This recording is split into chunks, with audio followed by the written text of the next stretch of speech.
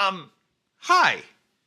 Bravado is still recovering from his trip to Texas, so I guess I'm filling in.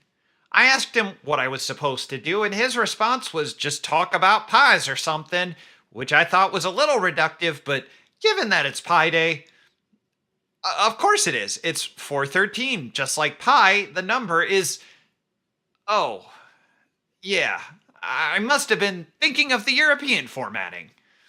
Well, I already had this prepared and I made the graphics and everything, so I guess I'll just do it anyway. Here goes. Hello, and welcome to Dialogues with Donkeys. My name is Bruto, I am a donkey, and this'll be the dialogue. I should explain that this isn't really about pies for eating. Baking's not really my forte, and there are plenty of other videos out there for that. I hate to admit it, but I guess I'm mostly known for pies in a more projectile sense, typically in relation to me being the target of said projectiles. I wouldn't say I enjoy it, but it does make me somewhat of an expert on the topic, and I'm here to share that knowledge with you. For some reason. Before we get into it, no! There will not be any sort of demonstrations involved, and that's that. As I was saying, it's important to establish some sort of metric here, so what I'll be doing is rating each of these based on 4 criteria: cost, coverage, cleanup, and complexity. Oh, thank you. Because part of choosing what you want to use as your ammunition is going to be determining which of these factors matter the most to you. We'll talk about all of these more as we go, so let's just dive right in. Let's get started. If you're familiar with slapstick at all, especially wherein the furry fandom is involved, then you are probably already aware that shaving cream sees pretty widespread use as a substitute for any sort of actual pie filling. There are a couple reasons for this. It's relatively inexpensive at only $1 or $2 per can, and each will make a few decent-sized pies. Its coverage is quite satisfactory, but shaving cream is not terribly dense, which is why, when you see someone get hit with a shaving cream pie, there isn't really much drip or splatter. That lack of density also makes throwing with any sort of force or accuracy a challenge. You can mix it with some water to give it a little more mass, but the two will separate again, so make sure you spring your trap quickly. Don't let them sit too long.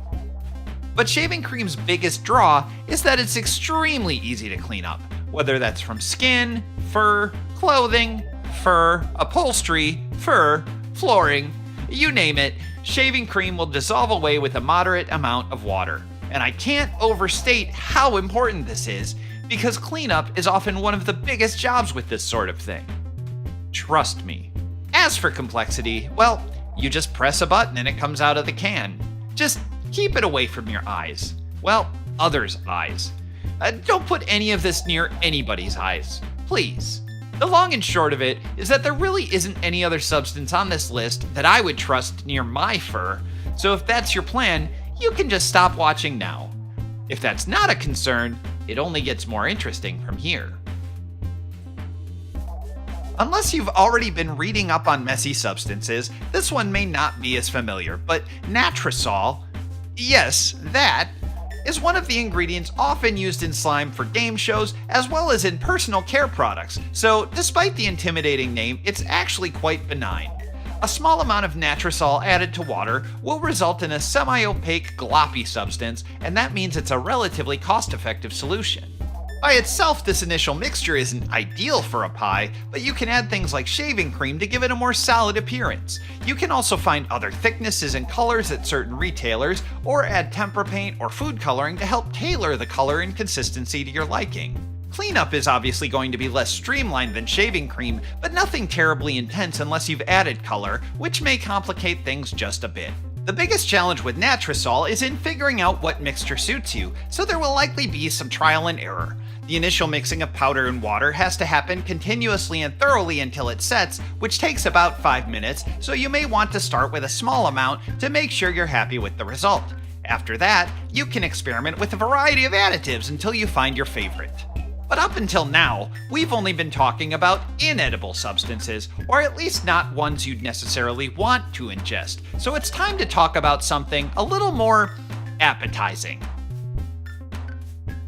Yep, it's exactly what it sounds like. You can make your own pudding from a mix, but many grocery stores also have a bulk section where you can buy large pre-made cans. Or, if you really want to go all in, a restaurant supply store will sell those cans en masse. It's not as cost effective as some of the previous options, but it's edible, so that's fun.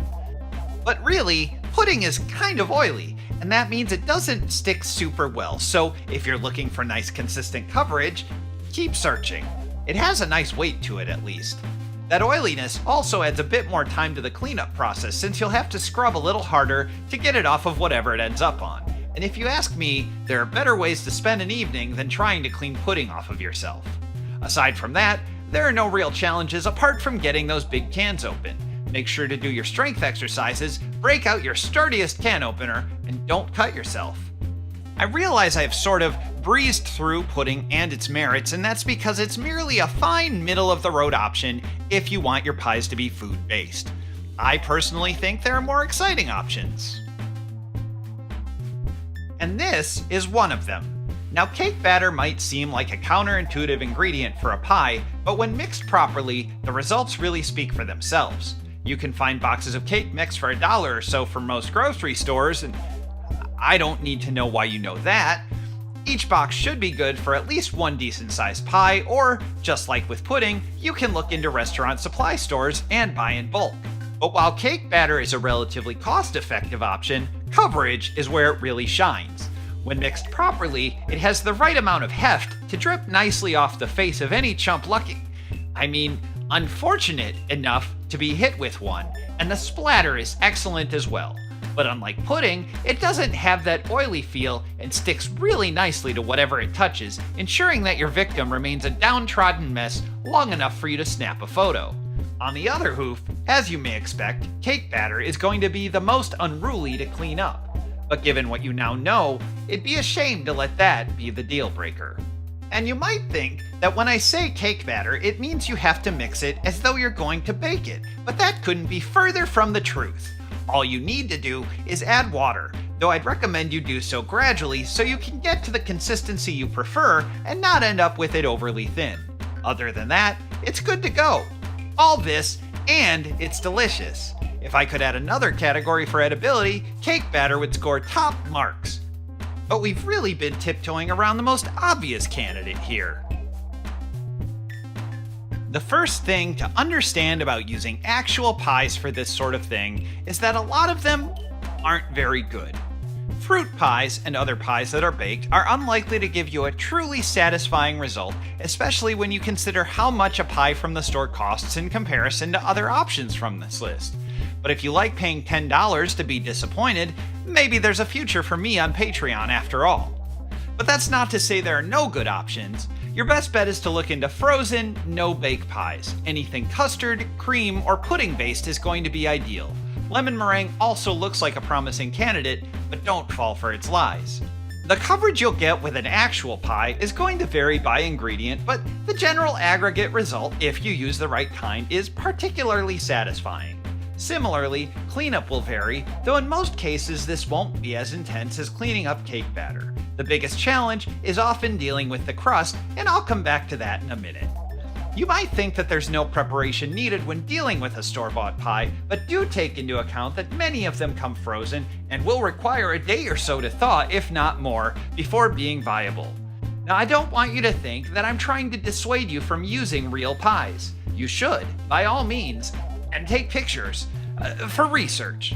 But the truth is, you could pretty easily get a majority of the experience for a fraction of the cost, and the results will often be more predictable.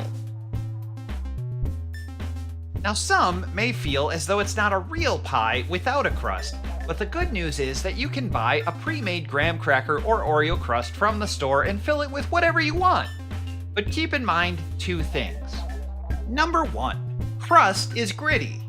Imagine crumbling up a graham cracker and rubbing it against your skin like some sort of weird, hot s'more. Okay, now stop imagining that. Please. My point is, it's not the most pleasant thing. And number 2, crust complicates cleanup. Unless it's in minuscule pieces, washing it away with the rest of the filling isn't a great idea, so you may find yourself picking through whatever mess has been made so you can throw the larger chunks away first. But it can still be a great addition, so you may find it's worth it in the name of authenticity.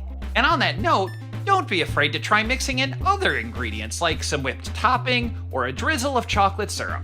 And of course, there's always the cherry on top for maximum comedic effect. And don't think that these are the extent of your options. Really, anything can be a pie if you just believe in yourself. Well, if you're still here, I hope you found this to be a valuable resource as you take your first steps into slapstick. Of course, there are many other possibilities in this realm, but quite honestly, I worry that the longer I stay here, the higher the odds that some sort of unfortunate situation will present. Now see, that's exactly what I'm talking about. I said no demonstrations. At least that's a good example of how shaving cream's lack of density can really affect its worthiness as a projectile, and that's why you may find that you need to be more inventive with your delivery method, because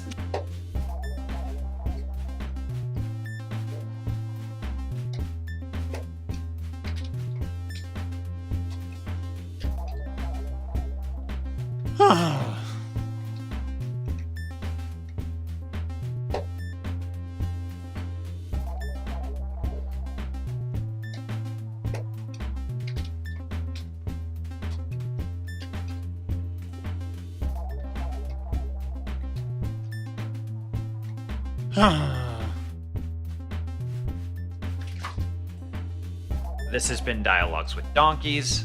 I hope you've all learned something from this because I certainly have. Now, if you'll excuse me, I have to go clean up.